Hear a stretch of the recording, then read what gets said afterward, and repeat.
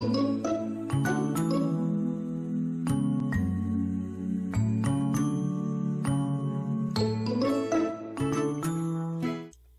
hey, hey, happy Tuesday.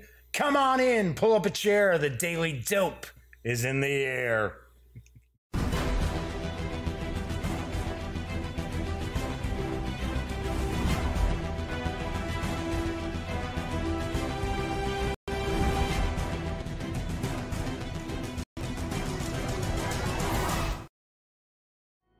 Howdy, howdy, howdy, gang. Yes, I'm Jeff McAleer, back once again as your host here at The Daily Dope, presented by thegaminggang.com.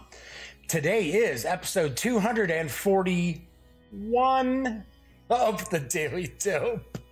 So, welcome aboard. If this is your first time catching the show, this is very, very casual. Mainly talk tabletop gaming, almost always.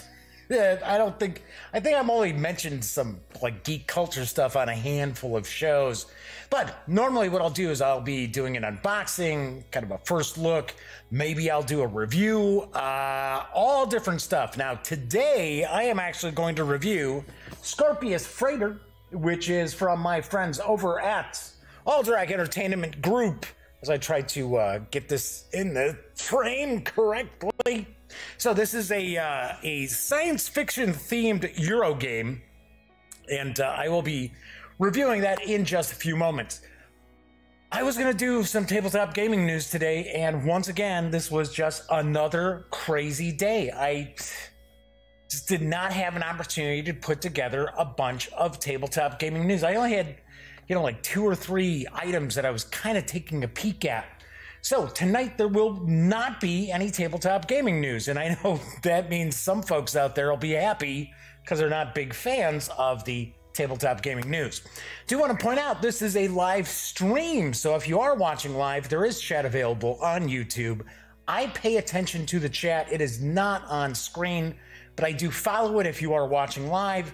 If you'd want to say hello, or maybe you have a question, or perhaps there's something about Scorpius Freighter you'd like to get a closer look at, or maybe a clarification on, by all means, just chime in and I will respond. If you do happen to like the video, be sure to give it a thumbs up. If you watch some of the videos that are on the Gaming Gang channel and you like them, by all means, please subscribe. Hit that little bell. It'll notify you not only when there's a new video available, it'll also point out when the stream goes live. So if you want to tune in and watch live, that's great. I know a vast majority of people watch these videos long after the fact of the stream is over. Something else I will ask is please tell a friend, not only about the Gaming Gang channel as well as the Daily Dope, but thegaminggang.com, because amazingly enough, that website is one of the most popular tabletop gaming websites in the world. And very few people usually are talking about it. Don't know, but hey, I look at the traffic numbers and I am actually pleased when I see that there are people out there on Twitter who are professional game reviewers. That's how they refer to themselves, professional game reviewers, with way more Twitter followers than I have. And then I look at the Alexa numbers for how popular, how much traffic their websites receive compared to mine, and I leave them in the dust. So I was a little feisty today. I am still a little feisty today.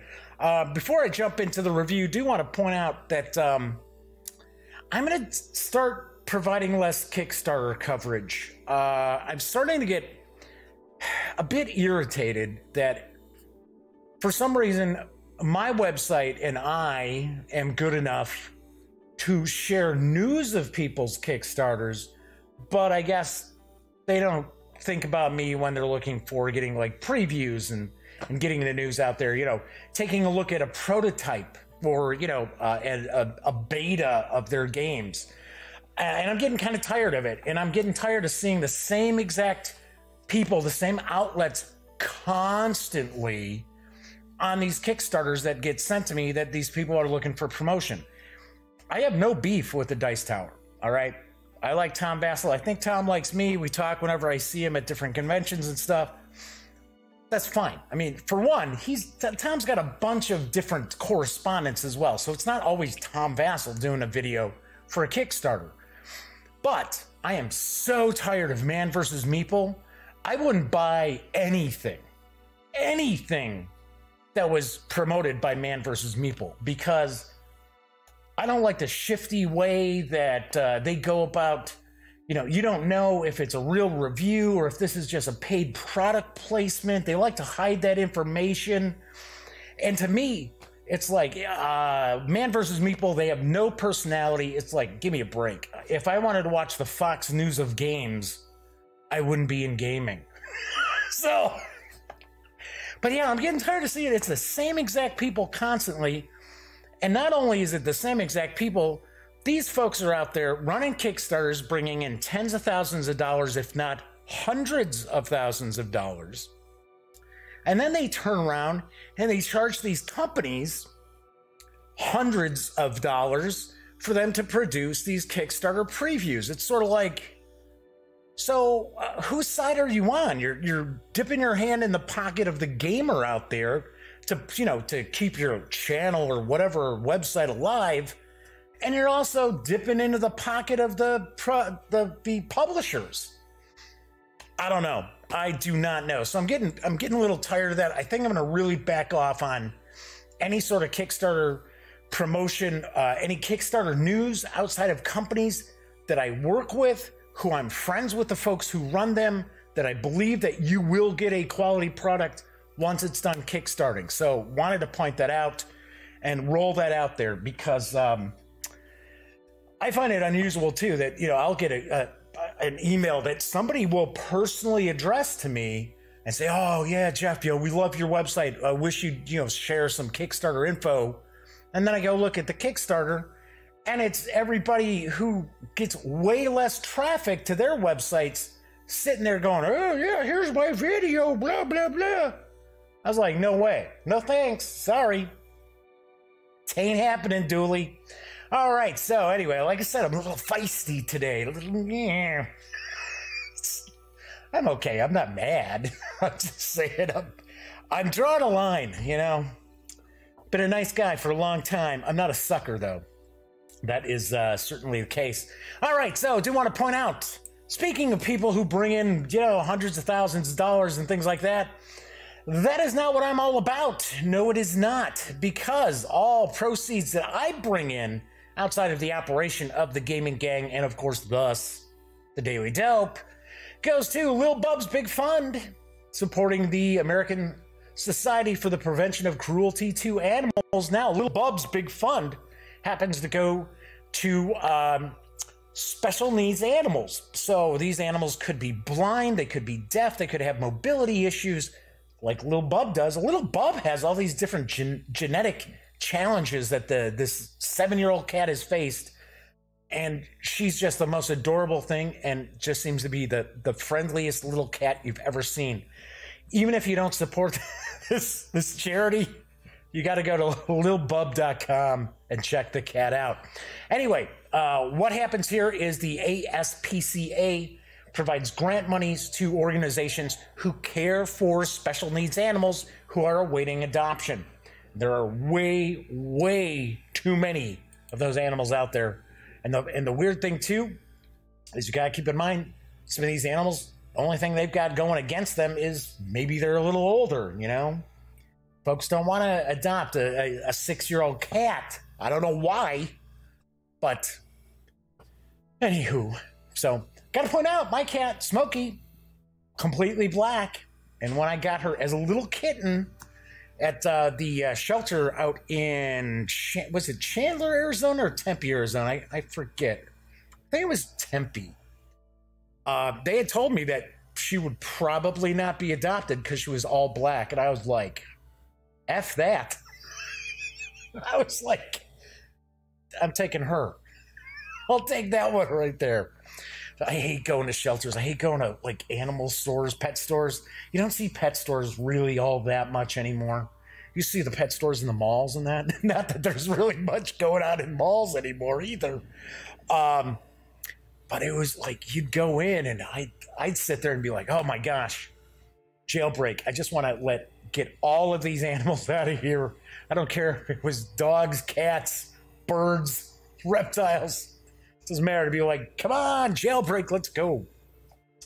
All right, so what is coming up on the rest of the episodes this week and into next on the Daily Delp? Well, tomorrow is Wednesday, so we know that's a War Game Wednesday, which happens to be sponsored by Flying Pig Games, Bingo, Bam, makers of Platoon Commander Deluxe, the Battle of Kursk, which I will be unboxing and taking a first look at tomorrow. We are also sponsored on Wednesdays by Tiny Battle Publishing as well, which got some cool stuff on the horizon from Tiny Battle also. But tomorrow's show, we're going to take a look at the Battle of Kursk. Pretty sweet. It's got some good heft to it, too.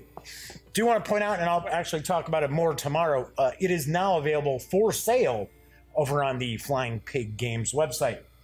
Thursdays, I love doing RPGs. Now, granted, I just covered Coriolis Emissary Lost last night, but on Thursday's show, I am going to review both the Living Land sourcebook for Torg Eternity, as well as the Delphi Missions sourcebook for Living Lands as well. These are both from Ulysses North America, so I'll be reviewing that. Friday's show, I'm just piling stuff up all over the place. Hopefully this pile does not fall over in front of me and knock out the camera. Friday's show, I will finally be reviewing The Thing Infection at Outpost 31 from Mondo Ray Gun and USAopoly. So that's coming up on Friday's show. If you're a fan of John Carpenter's The Thing, which I'm a huge fan, I will be showing that off on Friday. Then on Monday's show, I will be reviewing Master of Wills from Stormcrest Games. I did an unboxing of this a couple of weeks ago. Interesting kids. Okay, so that is what's coming up on shows the rest of the week. Let me get some of this stuff that I piled up there out of the way and into next. Okay, so I know there's probably quite a few people who are going to pop in. They want to see what I think of Scorpius Freighter from Alderac Entertainment Group, or as I like to refer to them as AEG. The game is designed by, oh my gosh, I don't have the designers. I just had them and then I forgot to paste it into my notes. Oh, David Short and Matthew Dunstan, I should say. Funny thing is, I've got the artwork and graphic. Come on, what's going on with these? This is what happens when you show up downstairs here a few minutes before the show's about to start. And I'll show you why in just a second. Anywho, artwork and graphic design is provided by Victor Perez Corbella, Jay Epperson, and Matt Paquette. See, I had the artists. Duh. Scorpius Freighters for 2 to 4 players, ages 14 and up. It's 14 and up because of the cubes.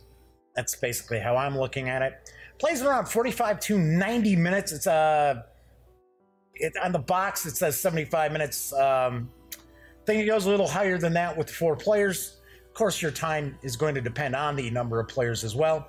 The game is available now. It's been out for a couple of months. I want to say it's been out for a couple of months. And it does carry an MSRP of $59.95. I have seen it online. Some online retailers for as low as about $44. So pretty big chunk of change you can save there as well. All right, so let's move over to the other camera. I will get this out of the way. And let me put on my reading specs and grab a quick sip. What we're going to do is we're going to kind of tour the board a little bit. I am going to talk, I'm going to do a little bit of a how to play. I'm not going to do a complete, here we're playing through a bunch of rounds here. But I will kind of explain how you play, and then of course I will provide you with my final thoughts. So let me grab a sip here. It's very dry down here in the duct tape studios again tonight. Okay, so effectively Scorpius Freighter is a pickup and delivery game. It is a Euro-style game. It's got a bit of a science fiction theme to it. Although I have to be very honest, the theme is not really baked into the design. I mean, really, in reality, this kind of be anything that you're doing. But that being said, it's not unusual for Euro style games to not really, you know, drip theme or have the theme really like, you know, melded into the design at all. So I am cutting off a little portion of the game board up here. All it is this area here, which is part of the rondel for the 3 planets in the Scorpius system.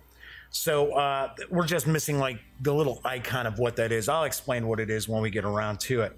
So the game board itself represents the 3 planets of the Scorpius system, which it's been about 100 years since this was colonized and so on and so forth. That's kind of the background story to this.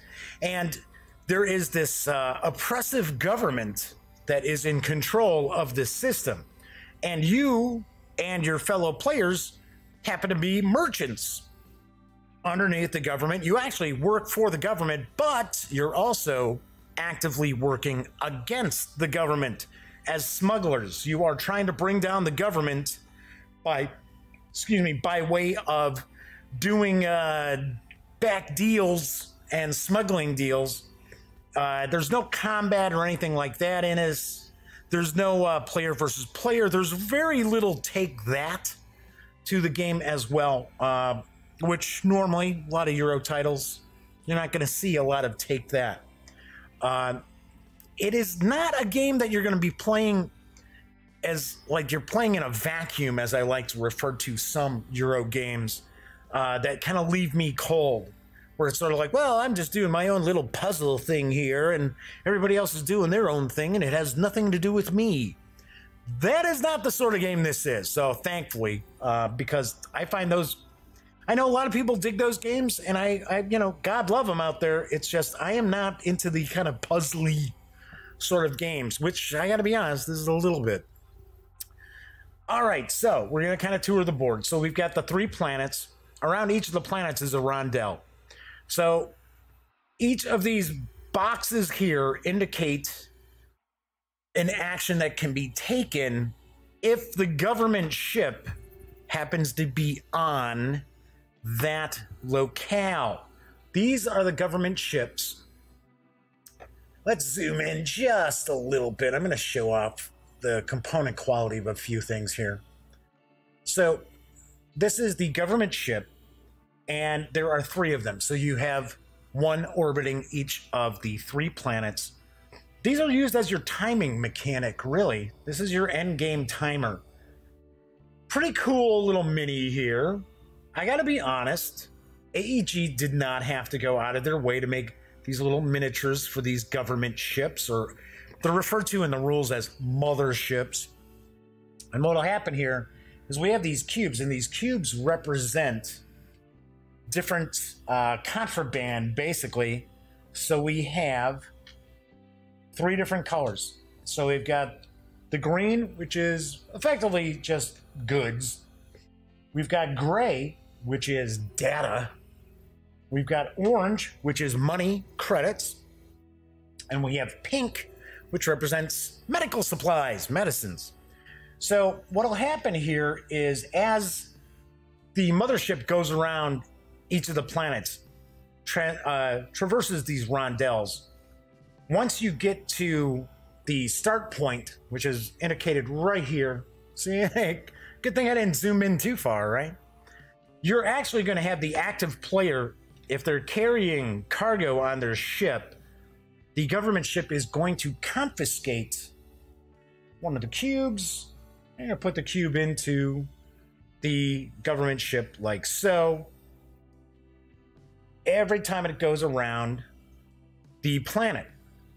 So depending on the number of players that you've got in the game, when you've got 3 of these ships, right? So you're not going to be looking at filling all 3 of these ships. You're looking at whenever one of these ships will have as many cubes as the timing mechanic indicates based on the number of players. Everyone is going to finish up their turn for that, their turns for that round. The game's going to come to an end. So for 2 players, it's 4 cubes. For 3 players, it's 5 cubes. And for a full complement of 4 players, it is 6 cubes. Put these back here. We each have a ship. Zoom back out a little bit as well, so we can get this in. This, I gotta point out, the game does take up some space on the table, because we've got the board, which I will zoom back out to show you the entire board, but we also have our ship screens here, and this is dual-sided. So we've got, this is the kind of like basic game side, and this is the more advanced, little more tricky to play side, because each of these squares here are areas of your ship that you can build on. You can either add improvements to your freighter, or you can add more storage modules to your freighter on this board. So this is just showing some restricted access, so you can't build anything in these boxes. And there's adjacency comes into play as far as your freighter as well. So everyone's going to start off with one of these freighter trackers, these freighter boards. Shows you exactly what you get to do on your turn. Tells you what the actions are as well. Also shows you what each of the icons represents, because there's a good amount of iconography in the game, and it did throw off a couple of the players a little bit. It took them a while to kind of wrap their heads around a couple of things. There's also something else as far as the contraband or the cargo iconography. I'm going to point out too that that one of the gang was sort of like, wait a second, I don't understand, why does this look like this and then this looks like this? So I will point that out as well. So everybody's going to start off with a cockpit. Then they're also going to start with a lockbox, which can hold 2 credit cubes. And then they also start off with a hidden compartment, which will allow them to carry 2 market goods, the green cubes here. So we've got that. Now below, we're going to see bodyguard, navigator, co-pilot, and pilot. Everybody's going to have a crew of 4 characters that they're going to utilize on their ship. So you're going to actually place these characters underneath like so. And then when you activate them, you're just going to kind of slide them underneath here so that their name and this little hand icon are no longer showing. Now, on the crew members here, you'll see there's 2 sides. There's one which is kind of faded. It's almost like it's on a view screen that's kind of coming in. And then we also have this other side here where the image is clear. Here we see there's a cost, and then here we see there is no cost. So basically what this is the character themselves. They're just the standard character, and they provide you with basically one hand, one unit of activity, I guess we'll say, because depending on what you're trying to do, you'll need to have so many hands available to do it. So what this is indicating down here is if you pay 5 credits and you have moved your mothership, your government ship, to a specific area on one of the rondels, it'll allow you to pay to upgrade that character to this side, which then activates their special ability. One thing that's important to keep in mind, their special ability is showing down here, but it is not activated. You cannot utilize that special ability until they have been upgraded. That threw off one of the players as well with us. They were like, well, I get to do this. And it's like, no. That's just telling you what is their special ability once you pay to upgrade them. So you're going to have 4 crew members. Now, when you're first learning the game, there are crews that are broken up by faction, by home planet faction. See that in the upper corner here. That's how you're going to just basically grab these crew members, is just based on the faction. you can decide, people can pick, or you can just do it randomly, what have you. Once you get a hang of the game, then what you're going to want to do is you can draft your crew members. So you may say, okay, maybe you break them up by the factions, right? So you're going to have one of each faction in a stack, and the 4 players are each going to draft one and toss the other ones out. Reason being is all of these characters, and the artwork's pretty cool. I like the artwork on it.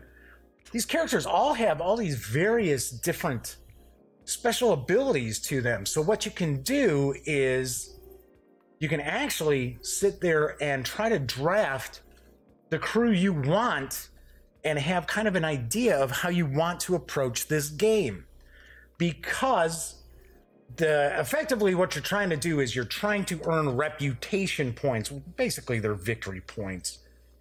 So you're looking to earn these reputation points, but there are different ways that you can go about getting these reputation points. And there's some where some of these crew actually provide you right here at the end of the game. So basically, this crew member, once they've been upgraded, they provide 2 victory points for each side deal and contract that was delivered that had credits. It's like, okay, so maybe what I'm looking to do is maybe I'm kind of trying to put together crew members that'll give me some extra bonuses as far as those reputation points or victory points at the end of the game. That's very, very possible that maybe that's one of the avenues for victory that I look to try to pull off. All right, let's zoom back out again.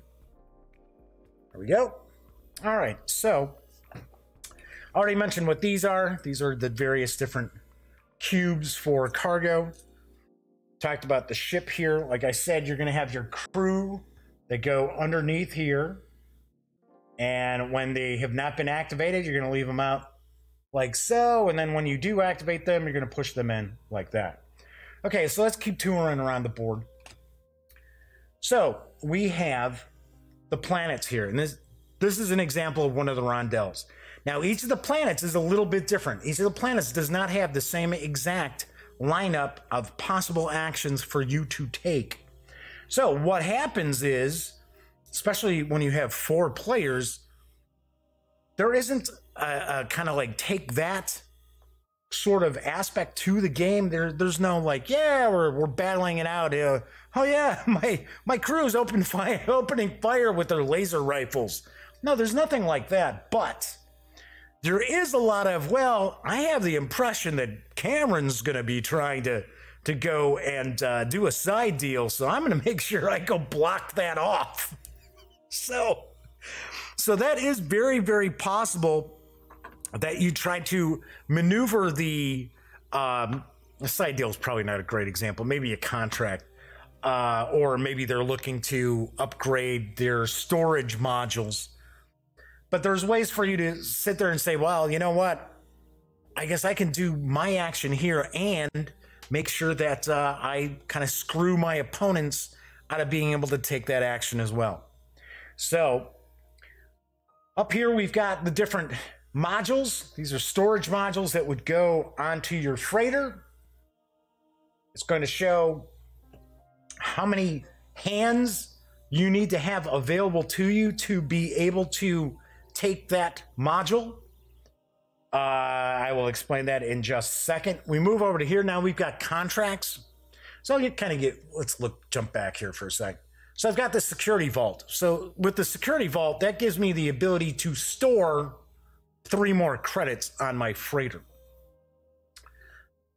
Like I said, this is kind of a pickup and delivery game, but the thing is, you have to it's also an engine building game where you have to build your freighter up to be able to take on various cargoes and things like that.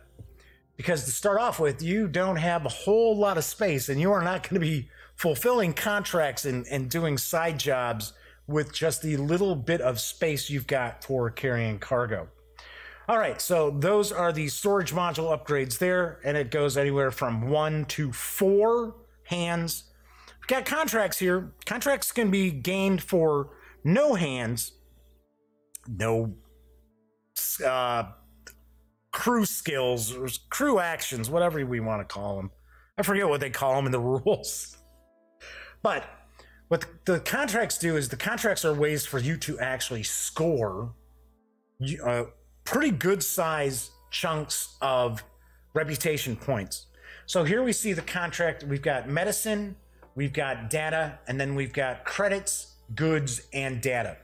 So for each one of these that we can fill on our sheet,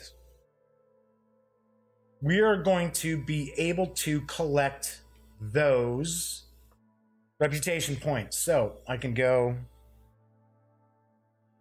just like so, right? If I have this contract, and this contract is going to gain me 8 reputation points at the end of the game. Kind of cool how the way the ship is put together here, the ship board, because there you're showing here, you've got your active contract. If I were to fill this contract, if I were to fulfill this, I could move this here and put it like so. So it shows, okay, so I fulfilled this contract now. I can have an active contract. Now, to fulfill this contract, I need to fill up all those spots. All those spots have to be filled up. So really, this is worth 32 reputation points if I can finish up this contract. If I can get all this done, that's pretty sweet. That is kind of a tougher contract, though, I got to admit. So each of the contracts, once again, I said it doesn't cost you any of the crew skill. Moving down over here, now we've got actual upgrades to the freighter itself. So special modifications that are added in. So for an example, we get like drones, nanobots. Now, some of these you have to look close. There's actually a color to the border of this. So you have to kind of keep an eye out. So something like this indicates, hey, this is special. This is a special module, and it must be adjacent to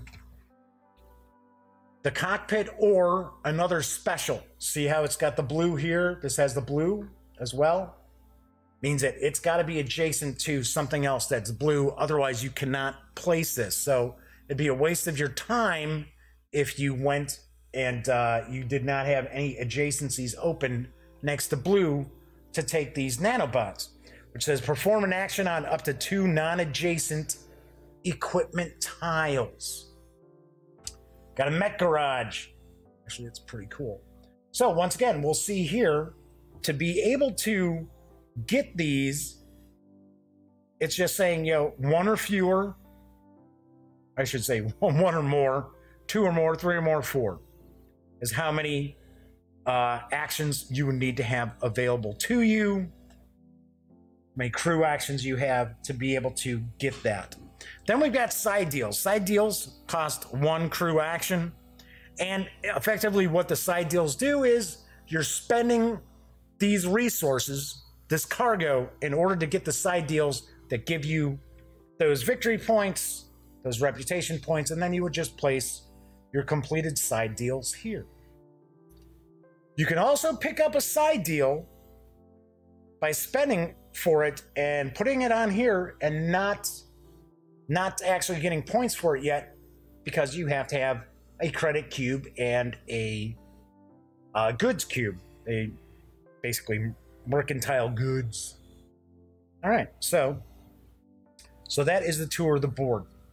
All right, so to play, what you're going to do, each player, during their turn, they're going to be able to assign 1 or 2 crew members. So, assigning crew members, once again, and I'm going to kind of cover this up right here a little bit, just to kind of show. It really doesn't matter who you got as a pilot, co-pilot, navigator, bodyguard. They don't actually have, like, those specific kind of skills, like, oh, this character here has piloting skills. No, it's just whatever their special ability happens to be. So what I can do here is I can activate 1 or 2 of my crew. To activate them, you're basically pushing them up like so. So you're covering up the little hand that shows that you've got the crew action available.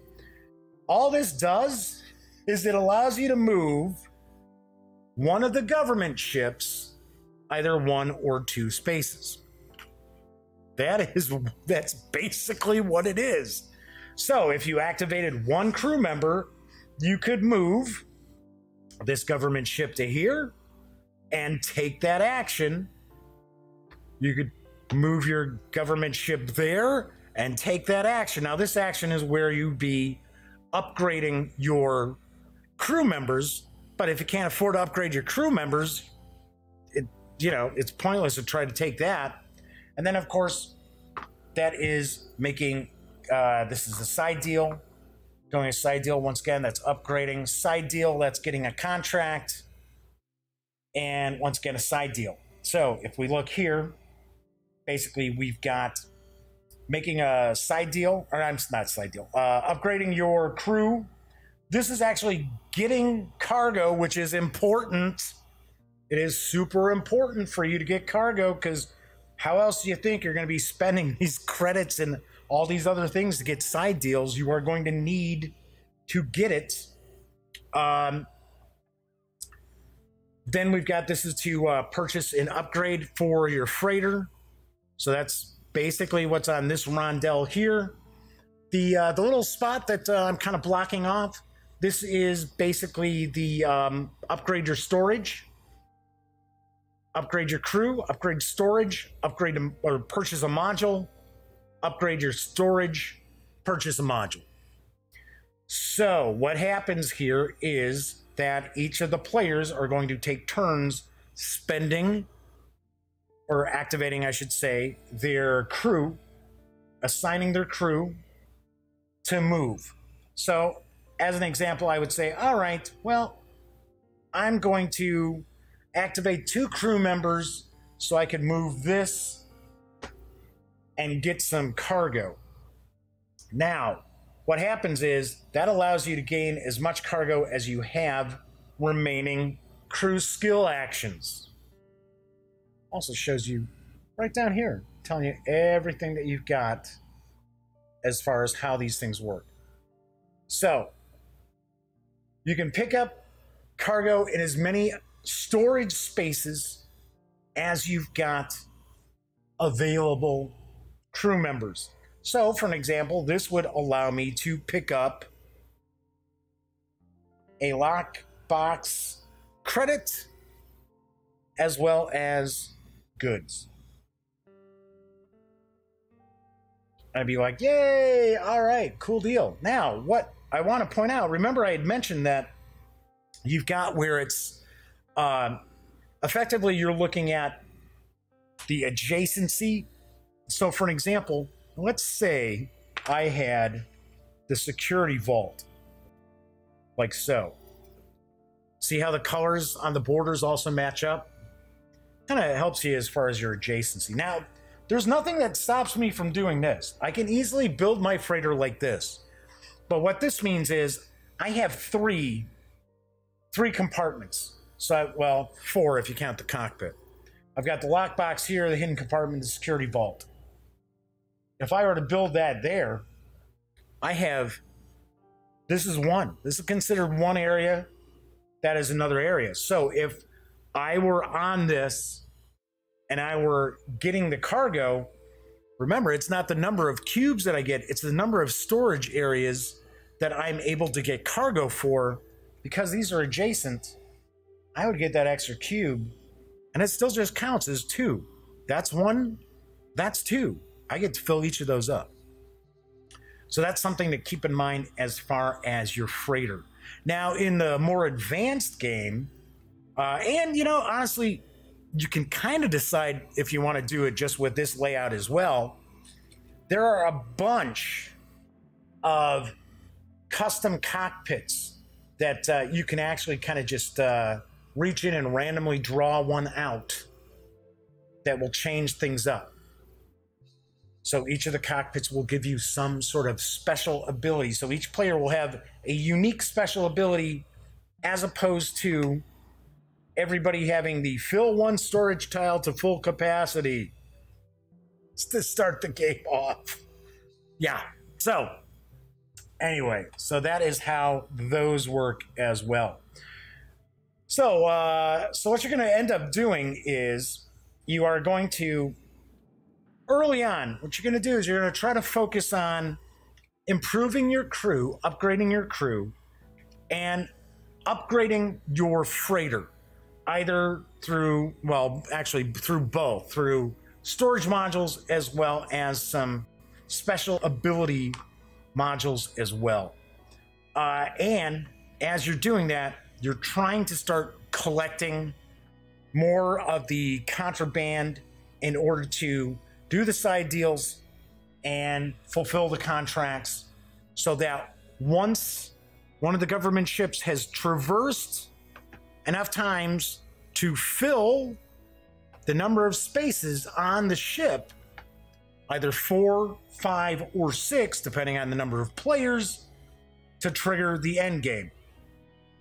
I gotta point out, the game does take a little bit of time to ramp up, because you will find that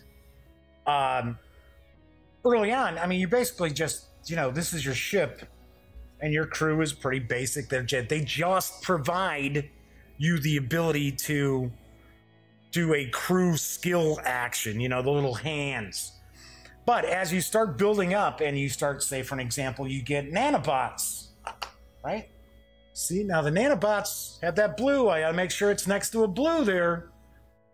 I can actually use crew to activate the special ability of my different modules that I have, the different upgrades to the freighter I've got. You can utilize the character's special abilities if there's something that actually happens during your turn, as opposed to something that takes place, say, like, for an example, this crew member here, that special ability, that's the end game. That's just extra reputation points for side deals and contracts that I've completed that would include credits. So you're gonna basically build up your freighter. You're gonna kind of improve your crew that you've got, and continue to do that until you've got enough of the cubes on here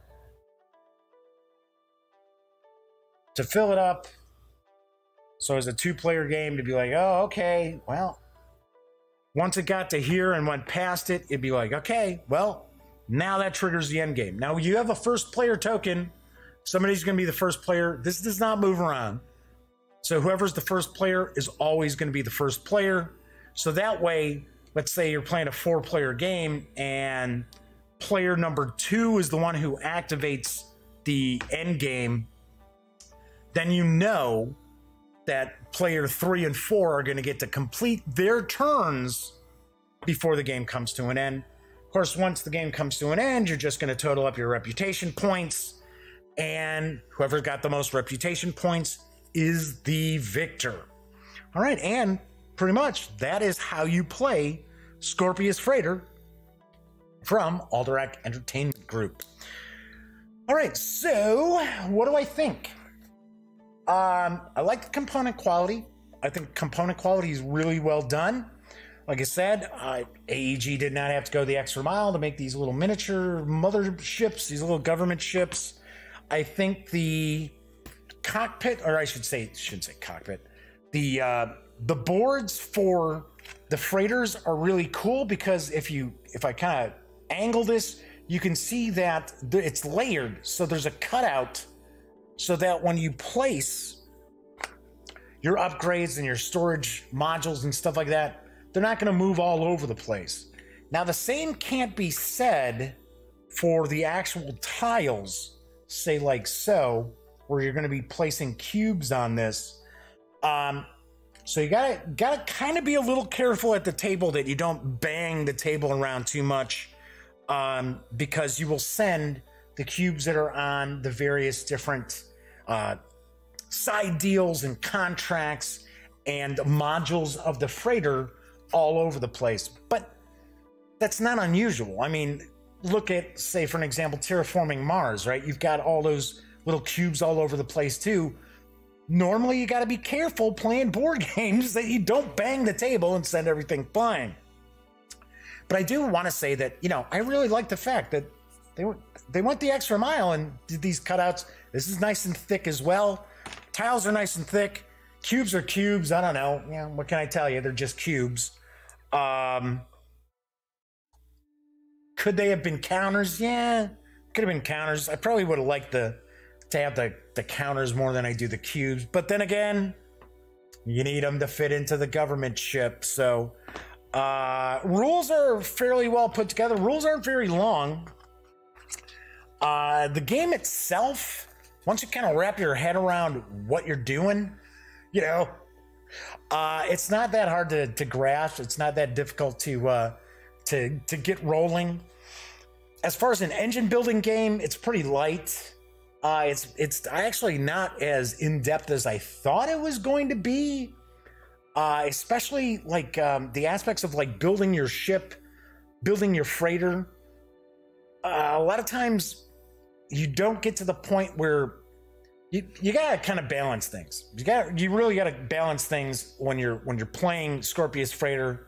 You can't just sit there and be like, wow, I really want to put together the coolest freighter that's got like all this space for all these different goods, and it's got these like upgraded modules and stuff like that. You're never going to get to that point. The game is not going to last that long for you to be able to do that. And for the most part, you are never going to have, no, I shouldn't say never. You're not going to have a lot of time.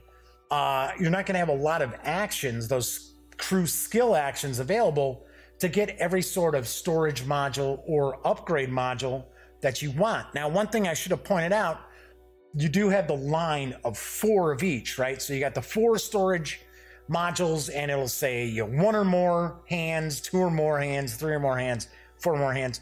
Well, when one of those is removed, the higher ones slide down, and then you'll replace with a new one, right? So if the first, let's say the one hand came off the board, and this is the same with the upgrades as well.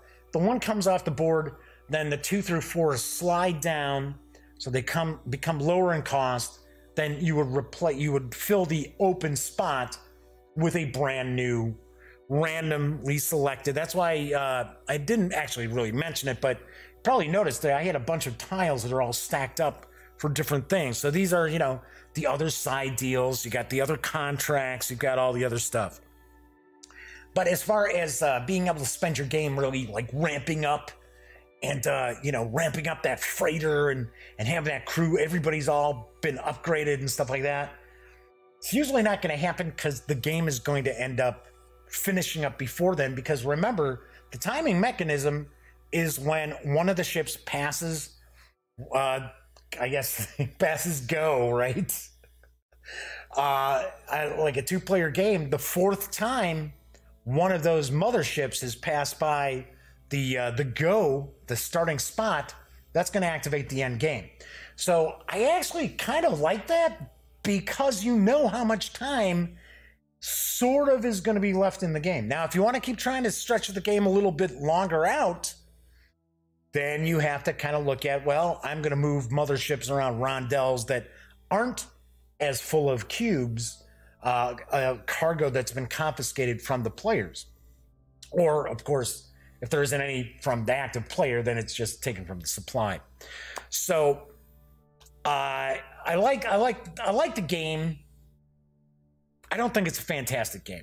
I don't know how many times I would pull this off the shelf to play. Because, like I said, it's not a bad game. I enjoyed it. I think the gang liked it more than I did. So this is just my opinion, right? I say it all the time. Reviews are just opinions. And I have certain kinds of games that I like to play, and I have other kind of games where it's sort of like, yeah, I enjoyed that, but I'm not like rushing out to go play it again. And then there's some games that I don't see what the big fanaticism about that game is. Pandemic is a great example. Everybody loves Pandemic. I'm sort of like, nah, whatever. But I do like Scorpius Freighter. It's just, the theme, I don't know. To me, I did not feel like we were smugglers, we were, government employees, working against the government. Didn't feel any of that. It kind of just, pick up and delivery, going and getting the cubes that you have contracts that are open for or side deals that are available for. I didn't really get a science fiction vibe to it. With more players, there can be some frustration, especially if you're playing with people who are looking at only one way to attain victory in the game. Because it is easy for players to sit there and park the motherships on spots that the other player is trying to do, actions that player is trying to do. Well, guess what? They're not going to be able to do those actions unless, there's special crew that, you can perform an action on an adjacent spot or the past spot, whatever, the spot that the ship had last been on, but that's few and far between. So it is pretty easy for the other players to sit there, and if they kind of fathom what one of the players is trying to achieve, it's not that difficult to deny them the opportunity to perform the actions that they want to do. That can lead to a little bit of frustration. That's the kind of stuff I'm not all that keen on, especially in a game where it's like, well, there's not supposed to be really any take that to it. We are competing, but we're not fighting each other. We're not actively supposed to be like standing in each other's way. But then again, by doing that, you can. So I do want to point that out. With more players, you will run across that a little bit more. You will find that you will have turns where you're sort of like, well, I can move up to 2 spots here, but those 2 spots, there isn't anything within those basically 6 spots that I want to do. So it's kind of like, So there's that as well. Now, that doesn't make it a bad game. It's probably just a little more puzzly than I prefer for some of the games that I enjoy playing. But like I said, I enjoy it. It's a good game. I just don't think this would be an AEG title that I would be like racing to pull off the shelf. It's not like I have to usually make sure that I've got War Chest sitting in the car in case maybe we play some War Chest over at my brother and my sister-in-law's house. So, but all in all, it's still a pretty good game. On a scale of 1 to 10, I give Scorpius Freighter a 7.3.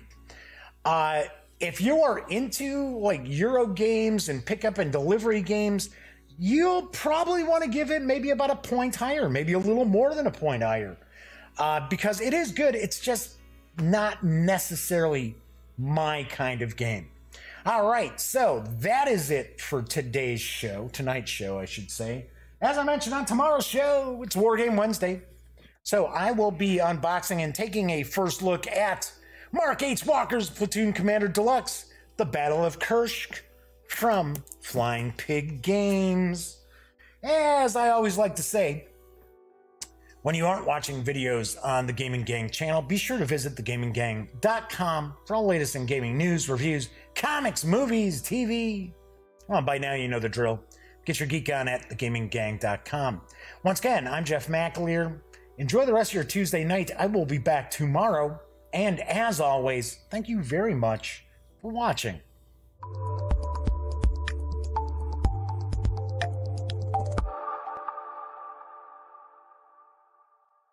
Thanks again for watching The Daily Dope, presented by The Gaming Gang. If you like this episode, be sure to give it a quick thumbs up. And if you dig the channel, please subscribe. If you'd like to check out our previous episode, click right here. And if you want to check out a somewhat randomly selected episode, give a click right down here. It'll be like opening a box of Cracker Jacks. You just don't know what you'll get. Once again, thanks for watching, and I'm Jeff McAleer.